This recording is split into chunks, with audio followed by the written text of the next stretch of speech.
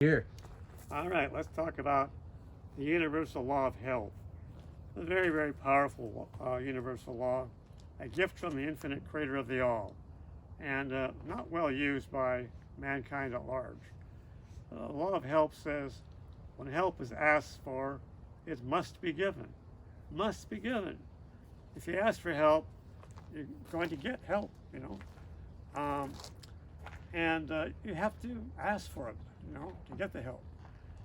If you have a health problem, you can say, I want help to get better health, to get over this condition, whatever it is. Then you'll be given help. How are you going to be given help?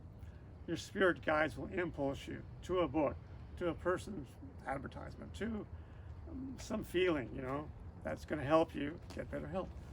If you want longevity, life extension, ask for spirit guides for help. Say, look, spirit guides, you've been asleep long enough. Wake up. I want you to help me. I want life extension. I want longevity. Help me find what I need to know to get longevity, life extension. And you'll be given impulses. Your spirit guides will give you impulse after impulse after impulse. And you'll be on your way. So use the universal law of health. It's very powerful and not utilized by the humans very much. Okay, next universal law is law of reflection. Extremely powerful, extraordinary. We're all being given reflections of what we are all the time. You can say it as above, so below. What does that mean? As above your spirit, so below your personal body, or your external reality. As within, so without. As within your belief system, so without, so when your external reality. The law of reflections is all-encompassing. The spirit that indwells a rock by reflection is very primitive because the form is very primitive. The spirit that indwells in you and my body is quite complex because our bodies are quite complex. The law of reflection, you're always getting reflections all the time about your internal spirit makeup through your external reality. If you're not doing well financially, there's an internal belief that's reflecting this. And then externally, you're manifesting you're not doing well. So it gives you a tool to begin to change things if you want to change them. And law of reflection can work powerfully with life extension because when you start working on it, you'll be getting reflections of greater health, greater feeling of permanence. It just goes hand in hand, So the law of reflections is very important and very powerful. Let's talk now about the law of symbols. It works directly with the law of reflection because you get symbols all the time for everything. All diseases have symbols. What's the symbol of diabetes or a diabetic? Not being able to assimilate in foodstuffs that which is sweet. So lack of sweetness is a symbol. And so,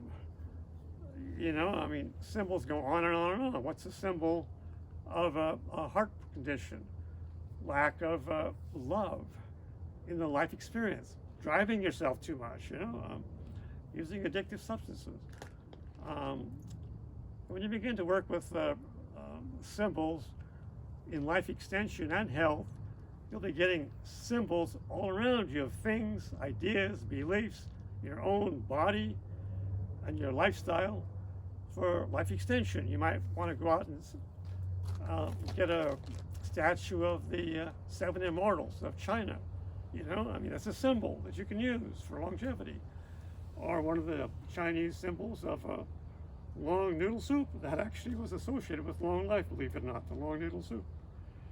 So that's the law of symbols. Very important to start working with that for both health and longevity.